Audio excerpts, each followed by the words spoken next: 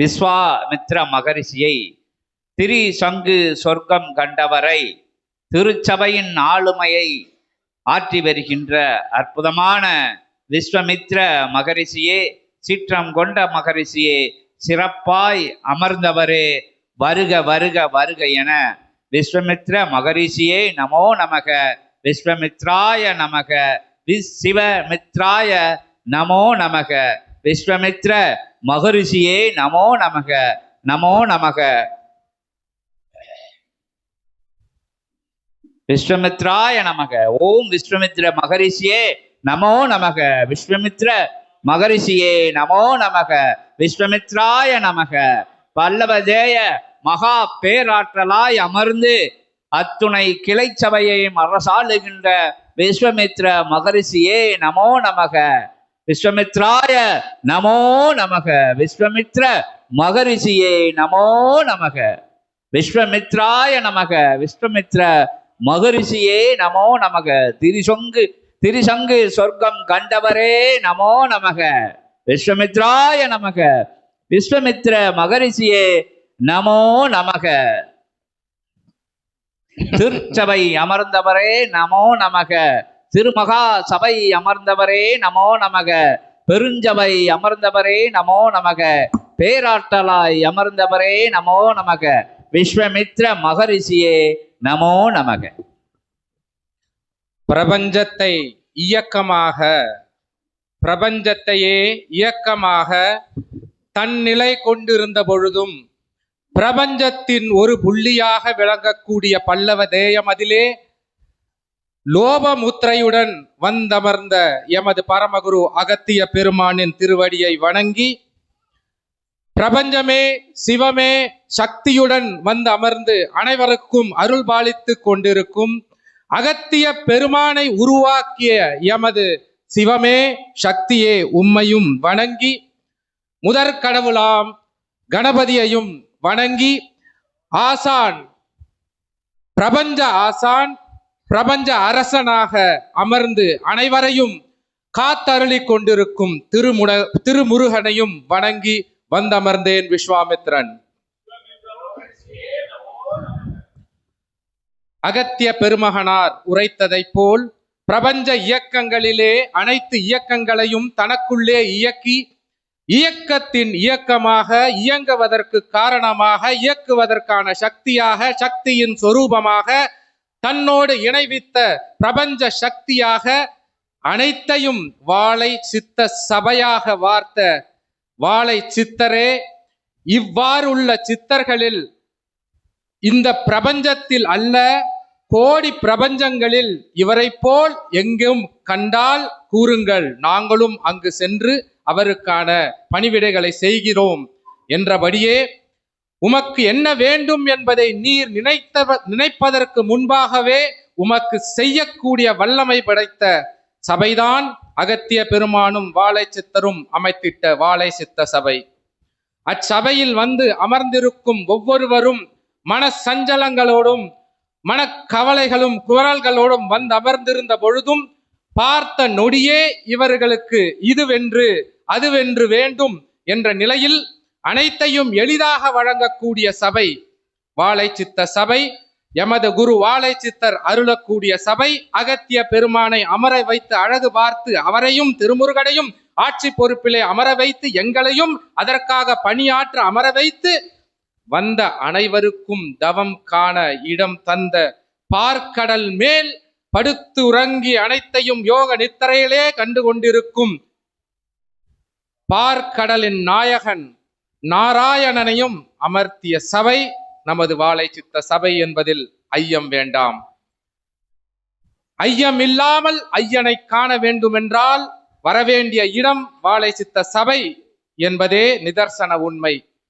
இப்பொழுதிலே இங்கு அனைத்து நிலைகளையும் கடந்து நான் என்ற நிலையையும் மறந்து, எவ்வாறு இங்கு நான் என்பதை மறந்தால் தெய்வம் தெரியும் என்ற நிலையில் அனைத்தையும் மறந்து நின்று சரணாகதி என்னும் தத்துவத்தை தமக்குள்ளே எடுத்து வந்து நின்று பார்த்தால் இங்கு அமர்ந்திருப்பவர்கள் யாவரும் சித்தர்களாகவும் தெய்வங்களாகவும் தான் அனைவருக்கும் அருள் பாலிப்போம் என்பதையும் உறுதியாக கூறுகிறோம்.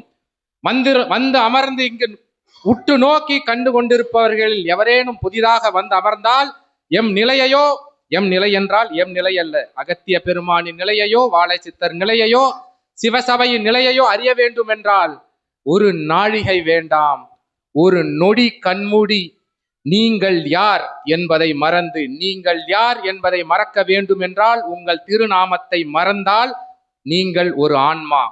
அவ்வான்மாவினால் கண் மூடி ஒரு நொடி அகத்தியர் நாமத்தையும் வாழை சித்தர் நாமத்தையும் 3 முறை உரைத்து பாருங்கள். உங்கள் உடம்பில் ஏற்படும் அதிர்வே வாழை சித்த சபை, அகத்திய பெருமான் அமைத்த வாழை சித்த சபை, வாழை சித்தர் அரசாண்டு கொண்டிருக்கும் சபை என்பதை விஸ்வாமித்திரன் உரைக்கிறேன். இம்மண்டல பூஜைகளும் பெரும் பொருளீட்டல்களை செலவழித்தலும் இங்கு நாங்கள் கேட்கவில்லை. நாங்கள் கேட்பதெல்லாம் ஒரே ஒரு விஷயம்தான், கூறும் வார்த்தைகள். வாழை சித்தர் நாமத்தையும் அகத்திய பெருமானையும் நாமத்தையும் தாங்கிய வார்த்தைகளாக இருந்தால் பொழுதும் உங்களை வார்த்தெடுக்கக்கூடிய நவ கிரகங்கள் கூட வார்த்தை இல்லாமல் நிற்கும் என்பதே நிதர்சன உண்மை. ஏன் இதற்கு வார்த்தைகள் என்று கூறுகிறோம் என்றால், எதற்காக அனைவரையும் நல் வார்த்தைகள் பேசுங்கள் என்று கூறுகிறோம்? வார்த்தைகள் என்பது வார்த்தெடுப்பது என்பதிலிருந்து வந்த ஒரு நிலை. நீங்கள் கூறுவது வார்த்தெடுத்தலை போல் ஆழமாக நின்றுவிடும். அதனால் நீங்கள் வார்த்தெடுத்து உதிர்க்கக்கூடிய வார்த்தைகள் எல்லாம் நல் வார்த்தைகளாகவே எப்பொழுதும் இருக்க வேண்டும் என்பதும் விஸ்வாமித்திரன் வேண்டுகோளாக அனைவருக்கும் வைக்கிறேன். மகரிஷியே நமோ நமக. அந்நிலையிலே நல் வார்த்தைகள் எவ்வாறு தொடங்கும்? எங்கிருந்து தொடங்கும்? வாழை சித்தர் நாமத்தில் இருந்து தொடங்கும், அகத்திய பெருமான் நாமத்தில் இருந்து தொடங்கும். அங்குதான் தொடக்கம், இயக்கமும் அங்குதான், தொடக்கமும் அங்குதான். முடிவு நம் கையில் இல்லை, ஐயன் கையில் உள்ளது. அவர் பார்த்து கொள்வார். நமக்கு அது பணி அல்ல. என்ன நிகழ வேண்டும், எவ்வாறு நிகழ வேண்டும், எதை நடத்தினால், எதை நிகழ்த்தினால் அவரின் சீடர்கள் ஆனந்தமாக இருப்பார் என்பது பெற்றெடுத்த பிள்ளைகளை கண்டு வியந்து நிற்கும் தந்தையரும் அன்னையரின் அவரவரின் கூற்றிலே, அவரவர் மனதிலே எவ்வாறெல்லாம் செழுமையாக அவர்களை இன்பமாக வைத்திருக்க வேண்டும் என்பது இவர்களின் நிலை. அந்நிலைப்பாடுகளில் அவர்கள் நம்மை பார்த்து கொள்வார்கள் என்ற சரணாகதி நிலையில் அந்த அமர்ந்து சூட்சம உலகத்திலே அனைத்தையும் கண்டு, சூட்சமம் என்றால் ஏதோ பெரும் யோசனையற்ற மனதிலே நிலைநிறுத்த முடியாத விஷயம் அல்ல. மறுபடியும் கூறுகிறேன், உன் நிலையை மறந்து கண்மூடி அமர்ந்து இவர்களின் நாமத்தை 3 முறை உரைத்தால் வரும் நிலைதான் சூட்சம நிலை. இயல்பால் காணா நிலை சூட்சம நிலை. இதை எவராலும் கண்டுகொள்ள முடியாத நிலை என்று அறிந்து கொள்ள வேண்டாம், புரிந்து கொள்ள வேண்டாம். அனைவராலும் அறியும் நிலை. உம்மை மறந்த நிலையிலே நீ பார்ப்பதுதான் சூட்சம நிலை. உம்மை மறந்தால் சிவத்தை காணலாம், அகத்தியத்தை காணலாம், அகத்தியத்தில் இருந்து உருவான வாழை சித்தரையும் காணலாம், வாழை சித்தராக மாறி சிவமாக மாறிய நிலையையும் காணலாம், ஹரியையும் காணலாம்.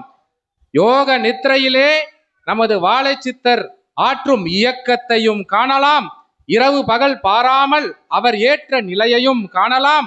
இரவும் அவர் எவரோடெல்லாம் பேசி என் நிலைகளை அடைந்து கொண்டிருக்கிறார், எவருக்கெல்லாம் என் நிலை அளித்து கொண்டிருக்கிறார், எவருக்கெல்லாம் நூல் பகிர்ந்து கொண்டிருக்கிறார், அந்நூலிலிருந்து வெளிப்பாடு என்ன, ஒவ்வொரு நூலின் தன்மை என்ன, அந்நூலின் தன்மையிலிருந்து வரும் வார்த்தைகள் என்ன, வார்த்தெடுக்கப்பட்டது எதற்காக, வார்த்தெடுக்கப்பட்ட நிலை ஏன் ஒவ்வொரு வார்த்தெடுப்பு நிலையும் மாறி இருக்கிறது, ஏன் ஒரே நூலை போல் இன்னொரு நூல் இல்லை என்பது அனைத்தையும் உங்களின் சுயத்தை அகற்றி வைத்து சுயமாக சிவத்தை நினைத்து அகத்திய பெருமானை நினைத்தால் கண்டிப்பாக காணலாம். இதில் எவ்வித மாற்றமும் இல்லை. வாழை சித்த சபை கூறுவதென்ன? பொருள் ஈட்டல் கொடுங்கள், இங்கு வந்து செல்லுங்கள், இப்பூஜைகள் புரியுங்கள் என்பதெல்லாம் இல்லை. கர்ம நிலை என்ற நிலை உண்மை. அதை இயக்கக்கூடிய நவ கிரகங்களை எல்லாம் நிறுத்தி வைத்த நிலை வாழை சித்த சபையின் நிலை. அவர்கள் இயக்கம் புரிந்த நிலை, அவர்களின் இயக்கத்திற்குள் அனைத்தையும் நிறுத்தி வைக்கப்பட்ட நிலை. கர்ம வினைகள் எல்லாம் சக்தி தேவியின் ஆணை போல் அவை இயங்க வேண்டும். இல்லை என்றால் பூ உலகத்தின் சமநிலை மாறிவிடும். இருப்பினும் நல்லவர்களை எல்லாம் அந்நிலைகளிலிருந்தும் அகற்றி வைத்து அகத்தியத்தை உணர வைப்பதே அகத்திய பெருமானின் பெருந்தன்மை. இத்தன்மை எதற்காக? ஏன் அகத்திய பெருமான் நம்மையெல்லாம் ஆட்கொள்ள வேண்டும், நம்மையெல்லாம் மாற்ற வேண்டும்? ஏன் அவர் நினைத்தால், வாழைச்சித்தர் நினைத்தால், அகத்திய பெருமான் நினைத்தால் அவர்களுக்கு ஏற்பாற்போல் ஒரு மாநிலனையே அமைத்து விட முடியுமே. அமைத்து விடலாம் அல்லவா? பிரபஞ்சத்தையே உருவாக்கியவர்கள் ஏன் நம்மை மாற்ற வேண்டும்? நாம் யார்? அவர்கள் நினைத்தால் அவர்களுக்கு படை அவர்களால் உருவாக்கி கொள்ள முடியும். கணங்கள் உள்ளது, அனைத்து வித கணங்களும் உள்ளது. சக்தி தேவி இருக்கிறார்கள், முப்பெரும் தேவியர்கள் இருக்கிறார்கள், முப்பெரும் தேவர்கள் இருக்கிறார்கள். ஏன் நம்மை மாற்ற வேண்டும்? அதுதான் கூறுகிறேன். தாயுள்ளம் தாயுமானவனாக அகத்திய பெருமானும் வாழை சித்தரும் நின்ற நிலையே வாழை சித்த சபையில் நாம் கண்டு கொண்டிருக்கிறோம். நாம் ஏதோ கர்மாவினால் பிறப்பெடுத்து விட்டோம். அக்கர்மாவைகளை தீர்த்து மிகவும் துன்பப்பட்டு பிறகு பெரும் நிலையை அடைவதற்கு முன்பாகவே கர்மாக்களை களைந்து அந்நிலையை மறந்து சரணாகதி என்ற ஒரு நிலைக்காக பிரபஞ்சத்திலே உயிர்கள் ஜனனித்த பிறகு அவை துன்பப்படும் நிலை வரக்கூடாது என்ற நிலையை தன் மனதிலே ஏந்தி நம்மையெல்லாம் மாற்றி நம்மையெல்லாம் சித்தர்களாக, சிவ தூதர்களாக, திருமுருக படைகளாக அனைத்து வித நிகழ்வுகளையும் கண்டு ரசிக்கக்கூடிய ஐஸ்வர்யம் மிக்க ஜனனம் எடுத்த ஆன்மாக்களாக மாற்றி அனைவரும் இன்புற்று வாழ்க இன்புற்று வாழ்க என்று வாழை சித்தர் கூறிய ஒவ்வொரு வார்த்தையிலிருந்து வார்த்தெடுக்கப்பட்ட நல் நிலைகளை எல்லாம் நாம் பெற வேண்டும் என்பதற்காகவே நம்மை எல்லாம் மாற்றி கலியுக மாற்றத்திற்காக நல் ஆன்மாக்களாக மாற்ற வேண்டும் என்ற நிலையை கையில் எடுத்துள்ளார்கள் என்பதை நாம் ஒரு பொழுதும் மறந்துவிடக்கூடாது. இல்லை என்றால் அவர்களுக்கு இந்நிலை தேவையில்லை. அவர்கள் நினைப்பதற்போல் ஆன்மாக்களையோ பூ உலகத்திலே ஜனனம் எடுக்கக்கூடிய மானுடர்களையும் உருவாக்கக்கூடிய வல்லமை படைத்தவர்கள். அவர்களால் அனைத்தையும் செய்ய முடியும். அவர்கள் செய்வது சேவை, தொண்டு. நம் உயிரினங்களை ஆன்மாக்கள் அனைத்தும், ஜீவராசிகள் அனைத்தும் இன்புற்று வாழ வேண்டும் என்பதற்காகவே இன்று பூ உலகத்திலே அவர்கள் அலைந்து திரிந்து எங்கெல்லாம் நீங்கள் இருக்கிறீர்களோ அங்கெல்லாம் வந்து தரிசனம் கொடுக்கக்கூடிய நிலையில் அகத்திய பெருமான் அரசனாக அமர வாழை சித்தர் திருவருள் புரிய அனைத்தும் நிகழ்ந்தேறிக் கொண்டிருக்கிறது என்பதே நிதர்சன உண்மை. இன்னொன்றையும் கூறுகிறேன் புதிதாக வந்தவர்களுக்கு. அமாவாசையில் நிலவை காண முடியுமா? வாழை சித்த சபையை நம்பி வந்தால் அமாவாசையில் நிலவின் தன்மையை உணர முடியும். இதை அறிவியல் பூர்வமாகவும் கூறுகிறேன். மனதாக 37 முறை அகத்தியர் நாமத்தையும் வாழை சித்தர் நாமத்தையும் கூறி அகத்திய வாழை சித்த சபையில் வண்டானத்தை நோக்கி வந்தமர்ந்து அமாவாசை அன்று அகத்திய பெருமானிடம் வேண்டி நின்று இன்று பௌர்ணமியாக மாற வேண்டும் என்று கூறி பாருங்கள். அது பௌர்ணமியாகவே இருக்கும். உங்களிடம் கருவி இருந்தால் அமாவாசை அன்று நிலவின் அதிர்வலைகள் வேறாக இருக்கும், பௌர்ணமி அன்று வேறாக இருக்கும். இதில் யாருக்கும் ஐயம் இருக்காது என்று நினைக்கிறேன். அவ்வதிர்வலைகளை அங்கு வந்து சோதித்து பாருங்கள். இல்லை என்றால் விஸ்வாமித்திரனை அழைத்து வினவுங்கள். நான் அதற்கு பதில் கூறுகிறேன். ஓம் அகதீசாய நமோ நமக. ஏனென்றால் இது ஏதோ புதிதல்ல. இதற்கு முன்பாகவே பல தருணங்களில் பல தன்மைகளில் திதிகள் மாற்றி அமைக்கப்பட்டு இருக்கிறது என்பதும் உண்மை. வந்த சீடர்களுக்கு தெரியும் என்பதும் உண்மை. ஏன் இப்பொழுது நடந்து கொண்டிருக்கும் சத்யநாராயண பூஜையின் நிகழ்வே எவ்வாறு மாறி அமைந்திருப்பது என்பது வந்தவர்களிடம் வராதவர்கள் கேட்டு தெரிந்து கொள்ளுங்கள். அதைப்போல் ஒவ்வொரு சபையின் நோக்குதல் கை காட்டும் திசையிலெல்லாம் சபைகள் சூட்சமத்திலே அமைந்து விட்டது. கண்டங்கள் விட்டு கண்டங்கள் செல்லக்கூடிய நிலை வந்து விட்டது என்பதிலும் ஐயம் ஒருபொழுதும் இல்லை. இங்கெல்லாம் நாங்கள் வந்து அமர்ந்து ஏதோ பேசிக் கொண்டிருக்கிறோம் என்ற நிலையில் அப்பாற்பட்டு யோசித்து பார்த்தால் வந்து அமர்ந்திருப்பவர்கள் எல்லாம் தேவாதி தேவர்கள். இங்கு அமர்ந்து அனைவரும் பேசிக் கொண்டிருக்கும் நிலை கேட்டுக்கொண்டிருப்பவர்கள் எல்லாம் கணங்கள், தேவர்கள், தேவ தூதர்கள்.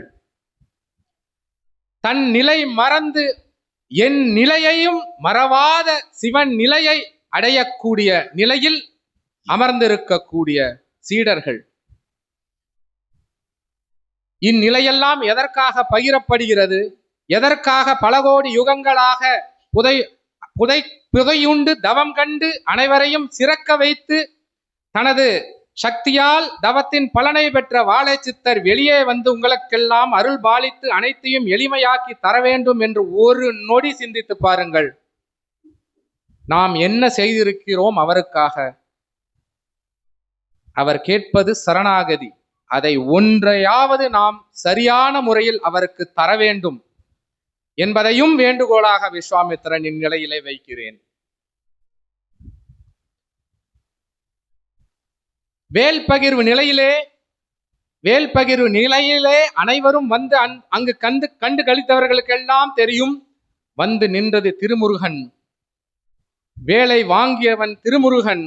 அகத்திய பெருமானும் வாழைச்சித்தரும் கையில் ஏந்தி கொடுக்க அனைத்தையும் சூட்சம கொடிமரத்தின் மூலம் உலகில் உள்ள அனைத்து சித்த சபைகளையும் சித்த சபையை நாடி நின்று அமர்ந்து மனதிலே எண்ணி பறைசாற்று சாதனங்கள் மூலம் பார்த்து கொண்டிருக்கும் அனைவருக்கும் சூட்சமத்திலே வேலை பகிர்ந்தவன் திருமுருகன். இதில் எல்லளவும் ஐயம் இல்லாமல் அந்நிலையிலே அருகில் இருந்து பார்த்தவர்களுக்கெல்லாம் தெரியும் அங்கிருந்த அதிர்வலைகளின் நிலை என்ன, அங்கு வந்த சித்தர்களின் நிலை என்ன, அங்கு வந்த வாசங்கள் என்ன, அங்கு கண்ட காட்சிகள் என்ன. ஏன் வடக்குவா செல்வியின் உண்மை சொரூபத்தை கண்டவர்கள் எத்தனை பேர் உள்ளீர்கள்? அன்று வடக்குவா செல்வி தன் நிலை மறந்து கண் திறந்து சிரித்த நிலையை கண்டவர்கள் உள்ளீர்கள் அல்லவா? தெரிந்தவர்கள் தெரியாதவர்களுக்கு சொல்லுங்கள்.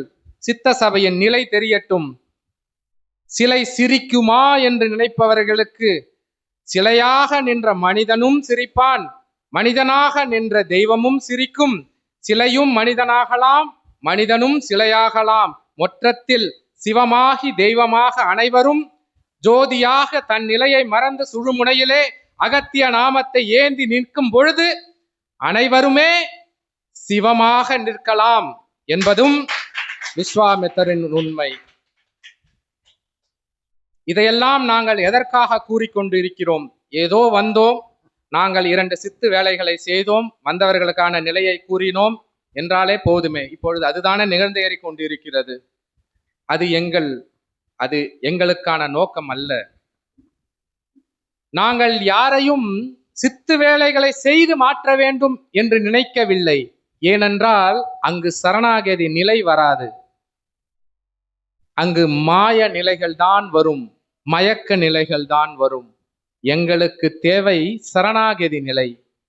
சரணாகதி நிலை என்றால் உம்மை மறந்து உம் மீது தலை மீது கல் விழும் என்ற நிலையிலும் அகத்திய பெருமான் கை நீட்டி அதை தடுத்து விடுவார் என்று நினைக்கிறோமே, அந்நிலைக்காகத்தான் நாங்கள் வந்து இங்கு பேசிக் கொண்டிருக்கிறோம். அது எப்பொழுது வரும்? தன் நிலையை மறந்து ஆன்மாவே அகத்தியமாக மாறும் பொழுது அந்நிலை வரும். அந்த ஆன்மாவே வாழைச்சித்தரின் திருவடியை பணியும் பொழுது வரும். அவர் திருவடியை காணும் பொழுது வரும். கண் மூடிய நிலையிலும் பாத கமலங்களை பற்றும் பொழுது வரும்.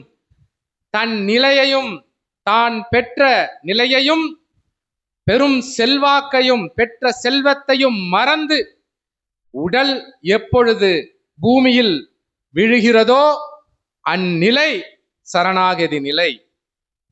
ஏதும் எம்மிடம் இல்லை இறைவா, நீ கொடுத்த நிலை, இந்நிலை மண்ணிற்கு கூட ஏற்காத நிலை. ஏனென்றால் நான் மண்ணாக மாறுவதற்கே நீ கொடுக்கும் காலம் தேவை இல்லை என்றால் நான் மண்ணாக கூட மாற முடியாது என்ற நிலையை உணரக்கூடிய அளவிற்கு அனைவரும் தம்மை மறந்து அடிபணிவோடு அகத்திய பெருமானின் நாமத்தையும் வாழைச்சித்தர் நாமத்தையும் உரைத்து அனைவரும் வாழ்வில் சிறந்து விளங்க வேண்டும் என்பதற்காகவே இறைகள் அனைவரும் இவ்வாறு சத்சங்கங்கள் அமைத்து இங்கு வந்து அனைவரின் மன சஞ்சலங்களை எல்லாம் போக்கி, குழப்பங்களை எல்லாம் போக்கி, அனைத்திற்கான பதில்களை எல்லாம் கூறிக்கொண்டிருக்கிறோம். இது எங்களுக்கு அகத்திய பெருமானிட்ட கட்டளை.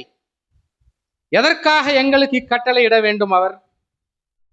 நாங்கள் எல்லாம் மேலுலகத்திலே சிவபெருமானை கண்டு, திருமுருகப் பெருமானை கண்டு அனைவரும் இன்பமாக இருக்கிறோம். எங்களுக்கென்று இது வேண்டும் என்ற நிலை இல்லை. எதற்காக நாங்கள் வர வேண்டும்? அகத்திய பெருமான் உரைத்தார் இக்கேள்வியை நான் வினவிய பொழுது, உமக்கு ஏதும் வேண்டும் என்ற நிலை இல்லை என்று மகிழ்வோடு இருக்கிறாயே, நான் பெற்ற பிள்ளைகள் எல்லாம் வேண்டும் என்ற நிலையில் இருக்கிறார்கள், அவருக்கும் வேண்டா நிலையை அளிக்க வேண்டும் என்பதற்காகவே சித்த சபையை தொடங்கினேன் என்று உரைத்தார். ஓம் அகதீசாய நமக. அப்பொழுது உரைத்தது அவர் கமண்டலத்திலே கொட்டு வைத்ததை போலிருந்தது எனக்கு. உண்மை, நான் அவர் திருப்பாதத்தை பற்றி பலமுறை தேவையற்ற விஷயங்களை செய்து திமிரோடு வந்தவன் திமிரோடு வந்தான் எம் சபைக்கு. விஸ்வாமித்ரன் இவன் சீடன் தவம் இருக்கின்ற பொழுது இடைமறித்தலுக்கு யாம் உம்மிடம் சற்று வினவிக் கொள்கின்றோம். அகதீசாய நமக. திமிரோடு வந்தான், அது சித்த நிலைக்குள்ளிய திமிரது, ஆணவமில்லா திமிரது, இறை சிவ திமிரது. அது வந்தான். உயரம் எத்துணை அடி உயரம் இருக்கும் என்று யூகித்துக் கொள்ளுங்கள். விஸ்வாமித்ரன் தண்ட கமண்டலத்தோடு வந்தான், சபைக்குள் நுழைந்தான். அவன் எப்படி நுழைவான் என்று எல்லோருக்கும் தெரியும். இருபுறமும் பார்த்தான். முதலில் தலையை விடவில்லை, காலைத்தான் விட்டான். விட்டு இங்கும் அங்கும் பார்த்தான். சீடர்கள் தவத்தில் அமர்ந்திருந்தார்கள். தவமா? என்னடா தவம் புரிகின்றீர்கள்? எவனெவனோ புஷ்கரணி நிலை முடிவடைந்து அங்கிருந்து புறப்பட்டு வருகின்றான் என்று வினவ உரைத்தார்கள். கைலாயம் செல்கின்றோம் என்று. வட கைலாயம் அல்ல, மத்திய கைலாயம் ஒன்று இருக்கின்றது என்று கூறினார்கள். வந்து பார்த்தால் சிறு சிறு சாக்கடை புழுக்கள் தவம் இருந்து கொண்டிருக்கின்றன என்று நினைந்து உள்ளுக்குள் கால் எடுத்து வைத்தான். முதற்காலை எடுத்து வைத்தவன் வெடுக்கென்று பின்னுக்கு இழுத்து விட்டான். ஏனெனில் அவன் தவம் புரிந்த காலத்தில் கூட பெறாத ஒரு பேராற்றல் கொண்ட அதிர்வை அவன் வலது காலில் கண்டான் என்று அகத்தியன் உரைக்கின்றான். ஓம் அகதீசாய நமக. அவ அதிர்வு எங்கிருந்து வருகின்றது என்று வெடுக்கென்று அவன் காலை எடுத்து அவனுடைய ஞான சிவ திருஷ்டியின் மூலமாக பார்க்கின்ற பொழுது பாதாள கங்கா நதிநீரை கண்டான். அது கொதித்து கொண்டிருந்தது. கொதிக்கின்ற அத்தகைய ஆவி, நீர் ஆவியிலிருந்து வந்தது எது?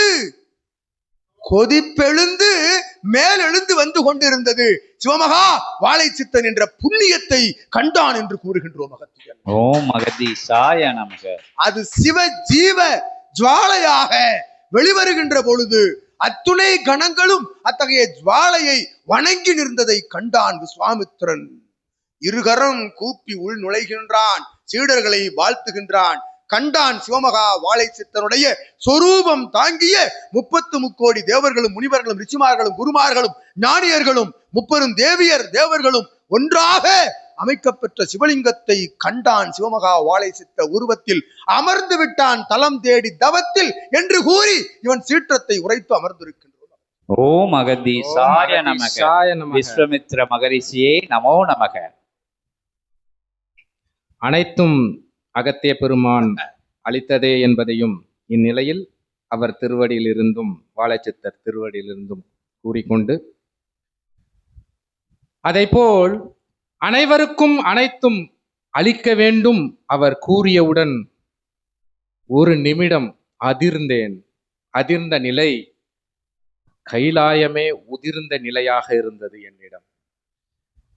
இவ்வளவு பெரிய சித்தனாக, விஸ்வாமித்திரனாக, ராஜ ரிஷியாக அனைத்தையும் தெரிந்துவிட்டேன் என்ற நிலையில் அங்கு நானும் எதையும் தெரிந்து கொள்ளவில்லை என்று அகத்திய பெருமான் உரைத்தது இடியாக இருந்தது. மறுபடியும் பிடித்தேன் அவர் திருப்பாதத்தை. ஐயா, மன்னித்து விடுங்கள், நான் என்ன செய்ய வேண்டும் என்று உரைத்தேன். கூறினார், வாழை சித்தருக்கு தொண்டு செய். ஓம் அகதீசாய நமக என்று உரைத்தார். கண் கலங்கினேன். ஐயா, எனக்கு இன்னும் ஏதும் தெரியவில்லை, எனக்கு ஏதும் புரியவில்லை. நான் ரிஷி நிலையை அடைந்தேனா என்பதே சந்தேகமாக இருக்கிறது என்று உரைத்தேன். உரைத்தார், நீ அனைத்தையும் அடைந்து விட்டாய், வேகமாக யோசிக்கிறாய், அதனால் உன் நினைப்பு வருவதற்கு முன் அடுத்த யோசனைக்கு சென்று விடுகிறாய். இதைத்தான் மானுடர்களும் செய்கிறார்கள். அதனால் இவ்விளக்கத்தை கூறுவதற்கு நீயே சரியானவன், சென்று வா என்று உரைத்தார். வந்து இறங்கினேன். அன்று முதல் பிடித்தேன் வாழை சித்தரின் திருவடியை. இன்று இங்கு அமர்ந்து உம்மிடமெல்லாம் அனைத்திற்கும் வினாக்களுக்கும் விடைகளுக்கும் அனைத்துமாக இருக்கக்கூடிய அகத்தியரின் அருகில் அமர்ந்து பேசக்கூடிய நிலையில் என்னை அமர்த்திய வைத்த வாழை சித்தருக்கும் அகத்தியருக்கும் நன்றிகள் கூறி அமர்ந்திருக்கிறேன். இந்நிலையிலே இப்பெரு விழாவாக, சீற்றம் கொண்ட விழாவாக அகத்திய பெருமானே இங்கு வந்து அனைத்து சபையில் ஒன்றாக திகழக்கூடிய சபையாக இங்கு இவ்விழாவினை அமைத்திட்ட இச்சிவசபையின் ஆசானுக்கு அகத்திய பெருமானின் வாழைச்சித்தரிடமிருந்து நல் ஆசிகளை அளித்து, அதைப்போல் வாழைச்சித்தரின் நொடி பொழுதில் அவர் எண்ணிய எண்ணங்களுக்கெல்லாம் தன் எண்ணங்களை மாற்றி, தன் சுயம் கலந்த பொழுதும் சுயம் கலக்காத நிலையிலே அனைத்தையும் மேற்கொண்டிருக்கும் கொங்கு மண்டலத்தின் ஆசானுக்கும் நல்லாசிகள் வழங்கி, அதைப்போல் வாழை சித்தரும் அகத்தியருக்கும் அருகிலேயே இருந்து அனைத்து வேலைகளையும் பணிகளையும் செய்து கொண்டிருக்கும் அனைவருக்கும் நல் ஆசிகளையும் வழங்கி, வாழை சித்தர் வருகிறார் என்று அதிர்வை உணர்ந்தவுடன் அதிரக்கூடிய தலம் திருச்சி மாநகர். ஓம் அகதீசாய நமக. அவ்வதிர் நிலைகளை உணர்ந்தவுடன் அங்கு திருச்சி அதிர்ந்தால் விஸ்வாமித்திரன் அதிர்கிறான் என்பதையும் உமக்கு ஒரு முறை கூற்றாக உரைக்கிறேன். திருச்சி அதிர்ந்து விட்டால் அகத்திய பெருமான் கிளம்பி விட்டார் என்பதை உணர்த்தும் இன்று வரை அவ்வுணர்வே எமக்கு உணர்த்தி கொண்டிருக்கிறது என்பதையும் பெருமையாக உரைக்கிறேன். அந்நிலையிலே வந்தவுடன் மானுடர்கள் என்ற நிலையையும் கடந்து சரணாகதி என்னும் நிலைக்கு தத்துவமாக விளங்கக்கூடிய திருச்சி மாநகரை சார்ந்திட்ட சீடர்கள் அனைவருக்கும் முதற்கட்ட சீடர்கள் நிலையில் உம்மையெல்லாம் அமர்த்தி ஆசீர்வாதங்களை உமக்கும் உமது இல்லத்தை சார்ந்த அனைவருக்கும் அளித்து,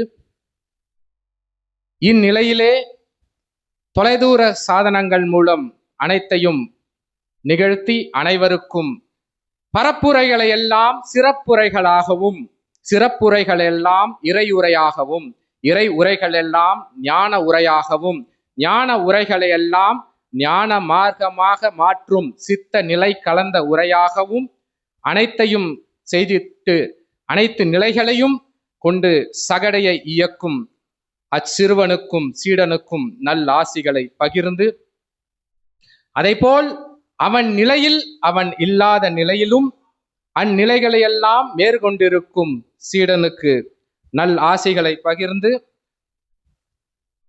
உமது மனதில் உள்ள ஐயம் தீரும், உம் நிலை மாறும், சிவசபையுடன் தொடர்பு இன்னும் பல வருடங்கள் தொடரும், உடல் நிலைகளில் அனைத்தும் மாறும். அமர்ந்து யோசித்துக் கொண்டிருந்தாய் அல்லவா, என் நிலையில் எப்பொழுது இந்நிலை தொடருமோ என்று ஒரு க்ஷணம் அகத்திய பெருமான் பேசும்பொழுது எண்ணிய அந்நிலைக்கு அவர் பாதத்திலிருந்து அவர் அனுமதியுடன் இம்மாலையை உமக்கு அணிவிக்கிறேன். ஓம் அகதீசாய நமக.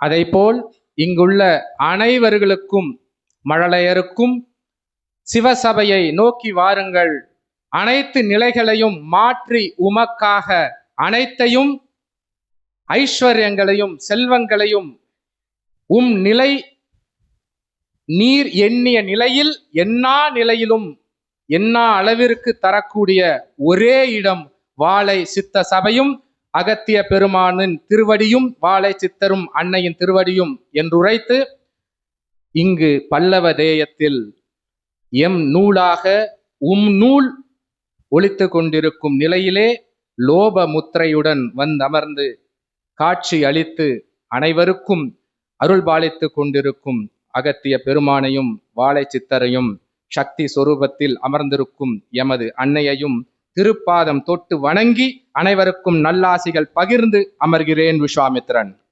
விஸ்வமித்ர மகரிஷியே நமோ நமக. விஸ்வமித்ராய நமோ நமக.